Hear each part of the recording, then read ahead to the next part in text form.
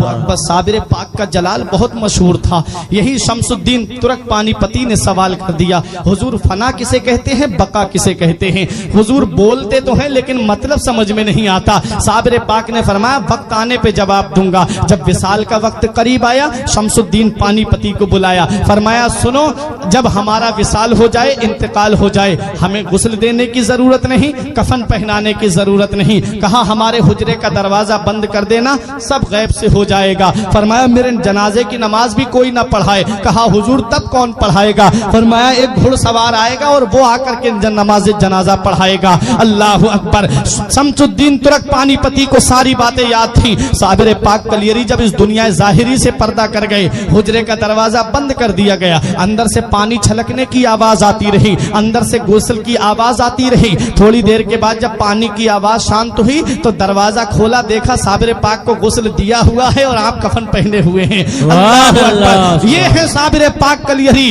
अब उसका इंतजार हो रहा है जो नमाज जनाजा पढ़ाएगा। बड़े बड़े औलिया लाइन में लगे हुए हैं, बड़े बड़े औलिया सफ में लगे हुए हैं, अपने वक्त के जय्यद उलमा सफ में लगे हुए हैं, मुरीदीन सफ में बांधे खड़े हुए हैं। शमसुद्दीन पानीपती से किसी ने कहा अरे नमाज जनाजा तो शमसुद्दीन पानीपती ही पढ़ाएंगे, क्योंकि सुबह भी साबिर पाक के साथ में रहे, दोपहर को भी साबिर पाक के साथ में रहे, शाम को भी साबिर पाक के साथ में रहे, खलबत में साबिर पाक के साथ हैं, जलवत में साबिर पाक के साथ हैं, सफर में साबिर पाक के साथ हैं, हजर में साबिर पाक के साथ हैं। हर वक्त साबिर पाक के साथ जो रहे, जिसे साबिर पाक बड़ी मोहब्बत फरमाए, उसे शमसुद्दीन तुर्क पानीपती कहते हैं। कहा यही तो नमाज जनाजा पढ़ाएंगे। तब शमसुद्दीन पानीपती ने कहा मैं नमाज जनाजा नहीं पढ़ाऊंगा, बल्कि मेरे पीर का ये कहना है कि एक घुड़सवार आकर के मेरी नमाज जनाजा पढ़ाएगा। हजरात गिरामी, अब इंतजार हो रहा है उस घुड़सवार का। दूर धूल उड़ती हुई नजर आई। जब वो धूल करीब आई तो देखा कि घुड़सवार है, चेहरे पे नकाब पड़ी हुई है, मुसल्ले नमाज जनाजा पे खड़े हुए और नमाज जनाजा पढ़ा करके सवारी पे सवार होकर के जब चलने लगे, और जब घुड़सवार की सवारी थोड़ी बड़ी, तब शमसुद्दीन तुर्क पानीपती ने दामन पकड़ के कहा आपको पता है किसकी नमाज जनाजा पढ़ा के जा रहे हो?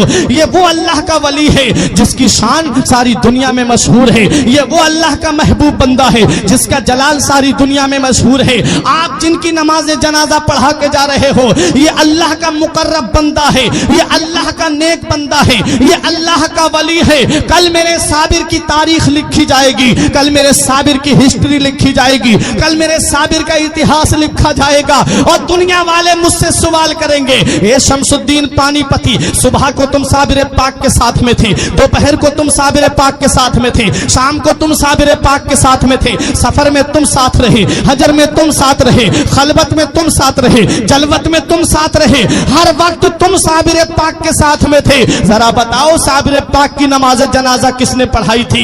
हुजूर मैं उनको क्या जवाब दूंगा? कल जब तारीख लिखने वाले मुझसे सवाल करेंगे साबिर पाक की नमाज जनाजा पढ़ाने वाले का नाम बताओ, जब इतिहास लिखने वाले मुझसे पूछेंगे साबिर पाक की नमाज जनाजा पढ़ाने वाले का नाम बताओ, तब मैं उनको क्या जवाब दूंगा? जब अदीब अपनी अपनी तारीखों में लिखेंगे तब मैं उनको क्या जवाब दूंगा? हुजूर या तो अपना नाम बता दीजिए या चेहरे से नकाब उठा दीजिए ताकि मैं चेहरा देख करके पहचान लूं। तब हम शमसुद्दीन पानीपती के सामने घुड़सवार ने जब चेहरे से नकाब उठाया तो पैरों तले की जमीन निकल गई, आंखें खुली की खुली रह गई। कहा हुजूर मैं ये क्या देख रहा हूं?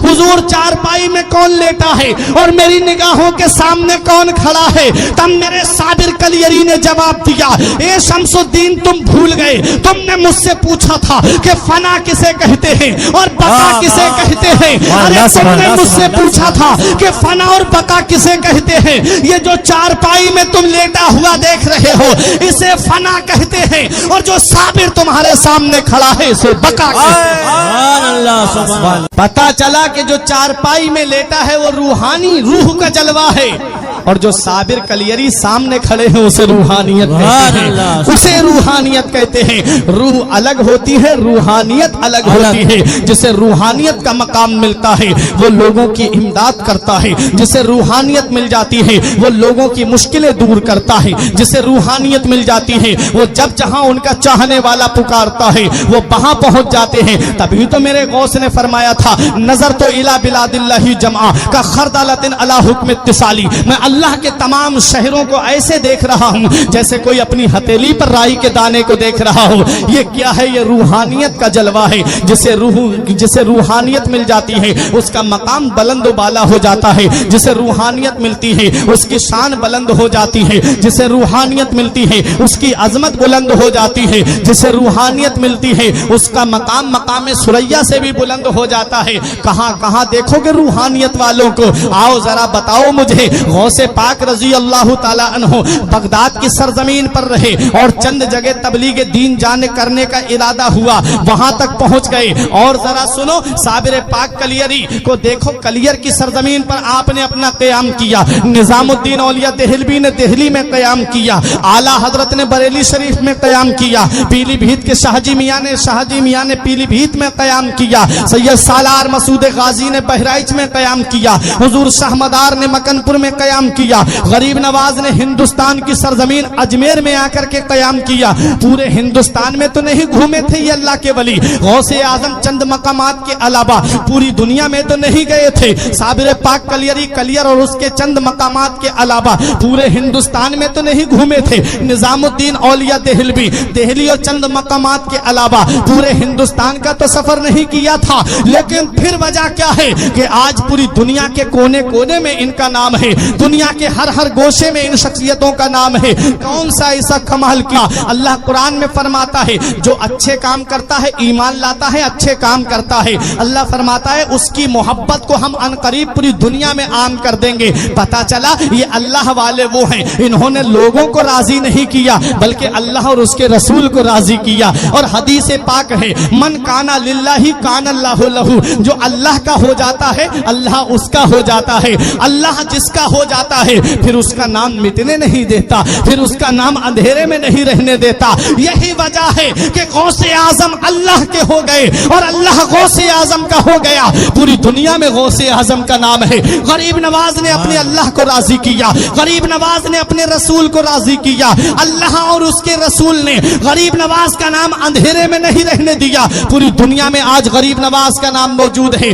اور آگے سنو، صابر پاک کلیری نے کلیر میں رہ کر کے اللہ کی عبادت کر کے اپنے رب کو راضی کر لیا، اللہ نے صابر کلیری کا نام مٹنے نہیں دیا، ہر مسلمان کے دل میں صابر کلیری کا نام ڈال دیا۔